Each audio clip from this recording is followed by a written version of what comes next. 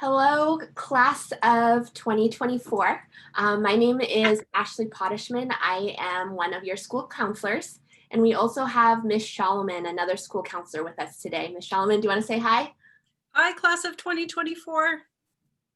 So today, what we are going to be doing is we are going to be talking about scheduling your classes and programming your classes for next school year. So I know it's only January, but it is the time. We are going to be talking about your graduation requirements. So we want to really make sure you understand what you need to do and what you need to pass in order to graduate. We'll be talking about the classes that are going to be available for you next year as sophomores. And then we'll also touch on how you will be able to select your classes in Aries. I know this will be new for you this year, and some of the other resources that we have available for you. So college and graduation requirements. So on this slide, you're going to see a table where every single graduation area is a subject area that is on the very far left. In the middle, we have graduation requirements and something that we call A through G requirements. And what A through G requirements are those are the requirements that UCs and CSUs, our public universities in the state of California, require in order for you to go to college. What you're going to notice quite a bit in this slide is that the A through G requirements and our college entrance requirements are very, very, very similar to our graduation requirements. So I will go through this slide a little bit more in depth, and feel free to reach out to your counselor in the future if you have any questions about it, okay?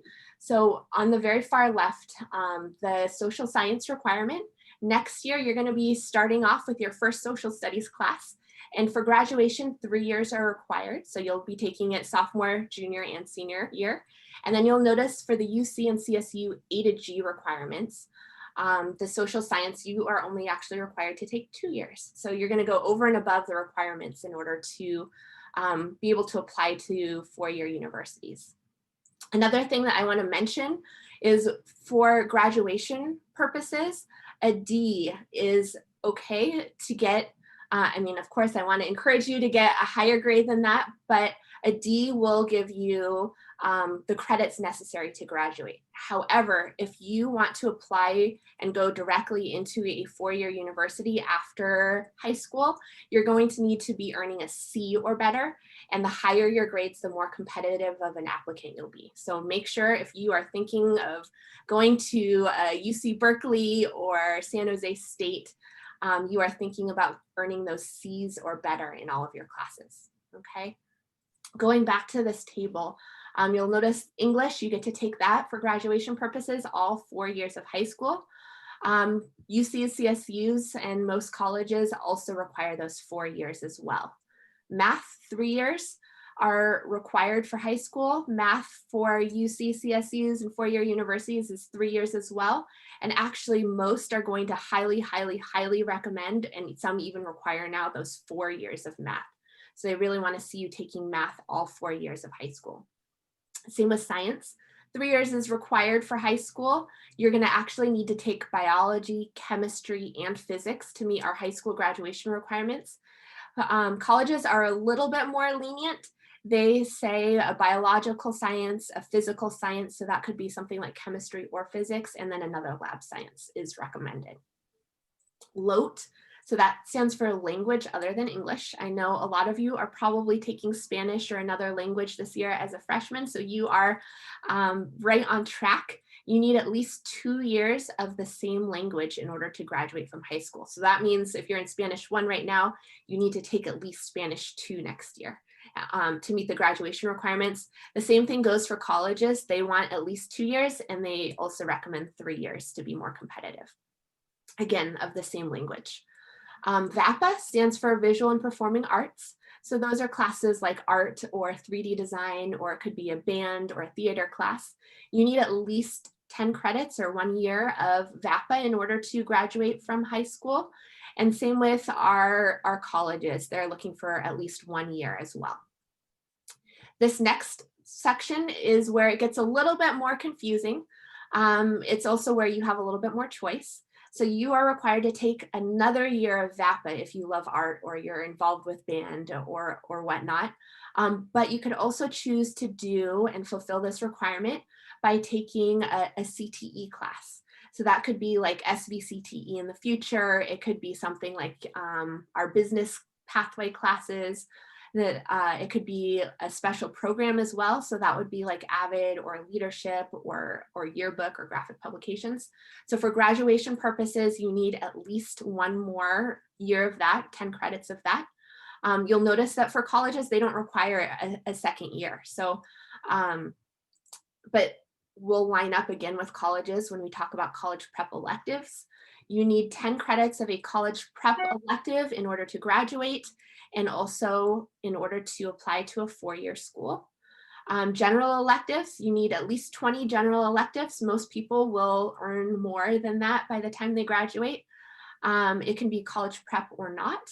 And then you need 20 credits or 2 years of PE. So that means 9th grade, most of you probably are taking it right now, and then most of you are going to be signing up for it again next year as a sophomore.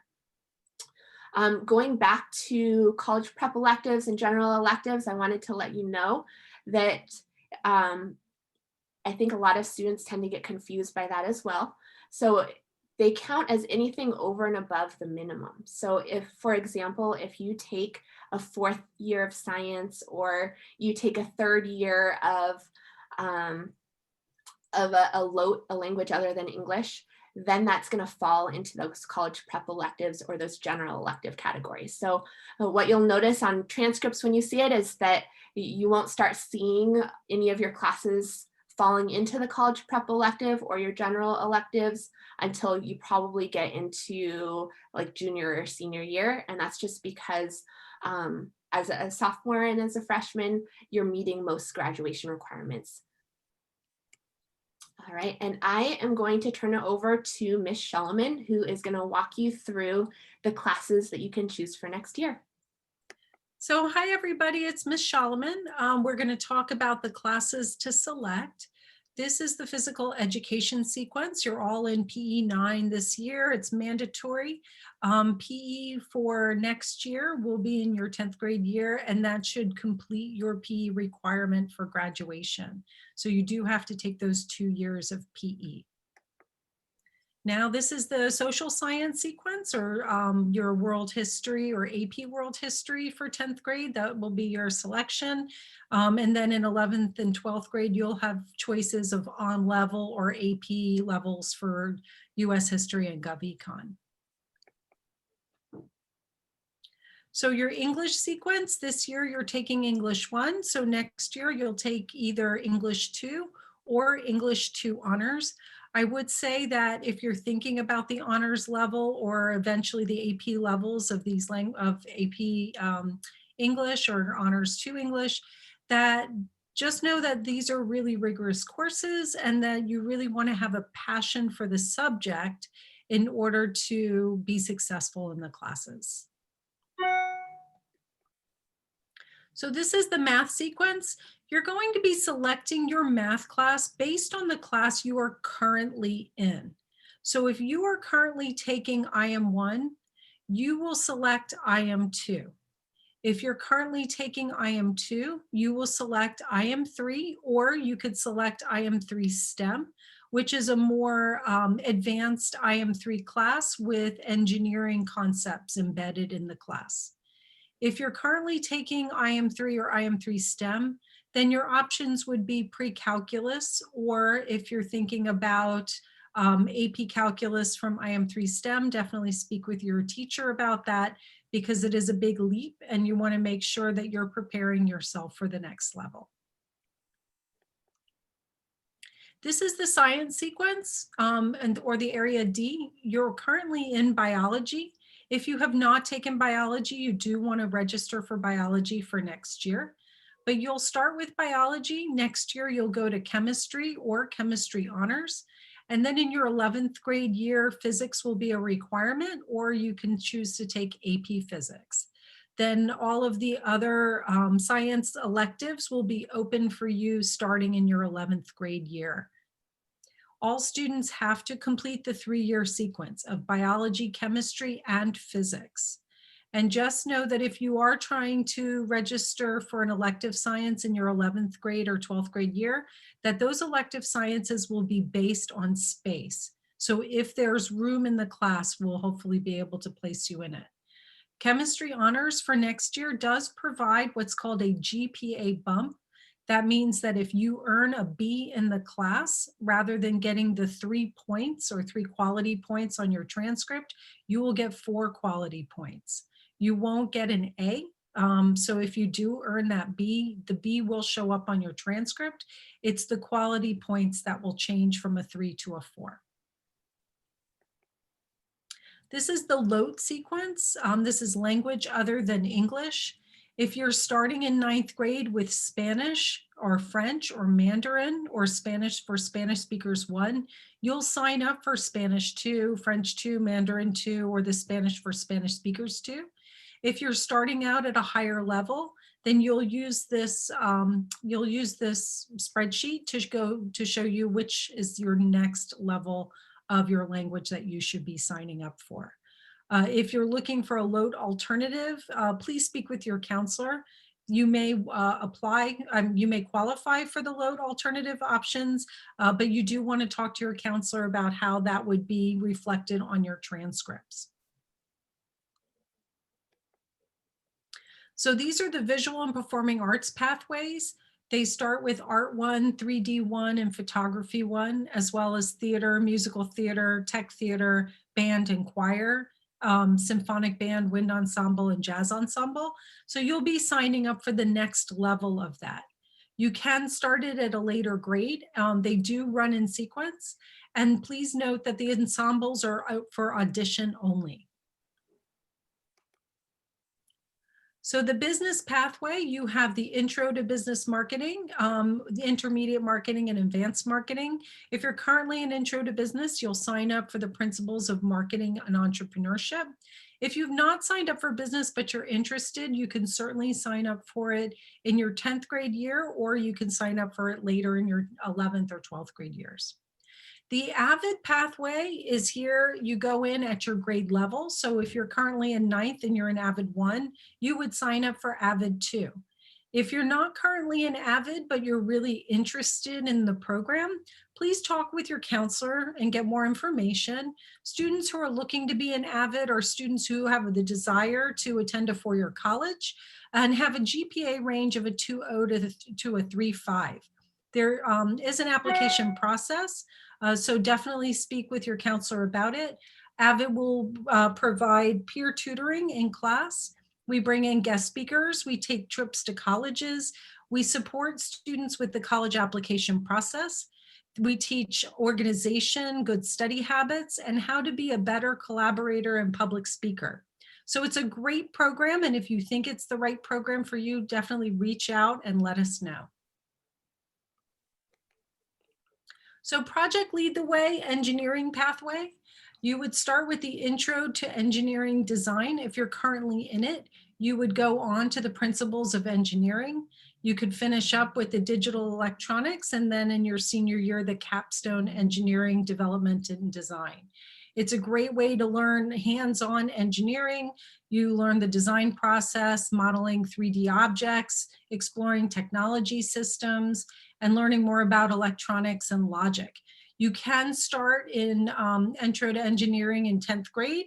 If you already have some previous experience or knowledge of this information, we can talk to your counselor, and then we can talk with the teachers and see if there's another level you should be in.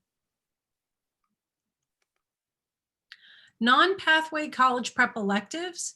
So we have the computer science principles. It does fulfill your applied art requirement. Yearbook or graphic publications, which is a special program. Leadership, where you have elections and interviews in late March late February, and March. And then we will also have hopefully foods next year, and that fulfills the CTE requirement. These do fulfill the 10 credits of CTE applied arts and special programs. They're non-pathway classes, so students will not be able to take them as a 7th period in their sophomore year. but you will be able to consider taking them in your junior and senior years later on, if not, but just not as a 7th period class. AP courses. So the AP courses that will be available for 10th graders will be world history. So you could take AP World instead of on-level world history. And then there are 2 elective AP courses that'll be hopefully running next year, AP Art History and AP Music Theory. For AP Music Theory, we would want to talk with you about that before you sign up. You do need to know how to read and write music in order to be successful in the class. So please reach out to your counselor if you feel like AP Music Theory is a class that's appropriate for you. And now we're going to transition to Ms. Pottishman, and she will talk about GPA bumps and AP and honors classes. Great, thank you, Ms. Shalaman. So I think Ms. Shalaman touched on this a little bit when she was talking about honors chemistry. Honors English too is also going to count as a GPA bump, as would like an AP World History class. So what that means is you can earn an extra grade point for A, B, and C grades in honors or AP classes. However, if you earn a D or an F, you wouldn't get that extra GPA bump. And so just to emphasize, because I think there's been a little confusion in the past, your grade that you earn in the class will show up on your transcript, but the actual GPA grade point or the quality point will be reflected in the GPA calculation on your transcript. So if you were to earn an A in the class, it would be transcribed as a 5.0, a B would be a 4.0, and a C would be a 3.0.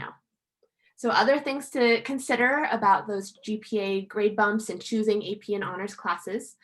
Some UC and Cal State universities only award 8 extra grade points or 8 semesters of classes when they are calculating your GPA for admissions purposes. They would see, however, how many classes you're taking, how many AP classes you're taking. It just might not factor into the GPA calculation when you're applying to college.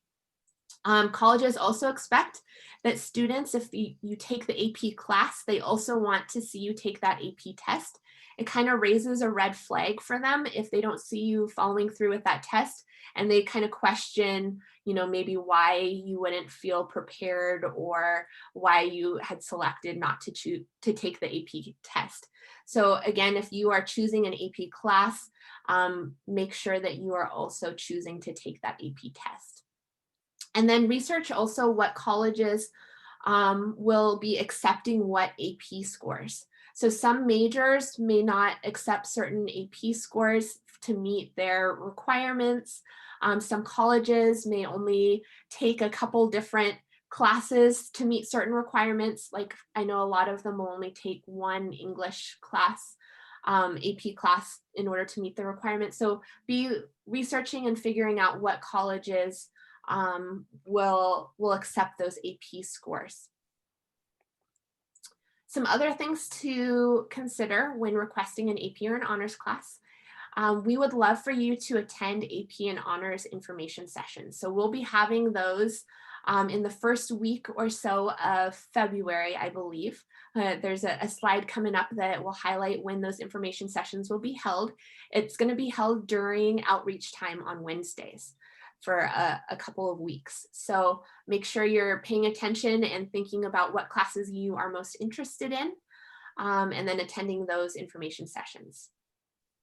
The next thing we'd love for you to consider is what subject area are you interested in? So as you know, AP and honors classes take a great deal of time and commitment. We want you to actually choose classes that you're interested in, not necessarily just because it'll give you a GPA bump, but because you actually have interest in the class because of the time and energy that you're going to be spending on it. Okay, so if, for example, you are most interested in going into a STEM pathway, you may want to concentrate on taking like an honors chemistry class, and maybe English isn't your thing. And so you might think about not taking an honors English class if that isn't in your interest area. Also consider the additional time commitment for the content. So I already kind of commented on this or alluded to it, but Honors and AP classes take a lot of time. They take a lot of time to study, a lot more reading, a lot more critical thinking skills. So make sure that when you are committing to one of these AP or honors classes, you're also figuring that out in your schedule and how you're going to be able to balance that with other classes that may take your time or other outside activities, because we know everybody has a life outside of school and we want you to be able to continue to enjoy that life, continue to take your sports seriously, being able to see your friends outside of school. So make sure that you are figuring out how everything will balance for you. And then remember, you are committing to year-long courses. So class changes are not an option, as spots in on-level classes are not necessarily held. So if, for example, you sign up for AP World History and a couple weeks in, you're like, holy moly, this AP World History class is not for me. I need to go into the on-level class. It's not guaranteed, and it may not be possible for you to drop into an on-level class. So that's why it's so important to really consider all of the things that go into choosing a class. Make sure you're attending those information sessions and doing your research before you're choosing these year-long classes for yourself. So AP and elective information sessions, like I said, are going to be offered during outreach time. So that's at 10:10 and 2:10 on Wednesday, February 3rd, and the following week on Wednesday, February 10th. So we'll be sending out some Zoom links prior to those dates so that you'll be able to attend those information sessions, hear probably from other students who have taken the class before, and then also the teacher who will be able to outline what exactly you'll be learning and the time commitment required for their classes.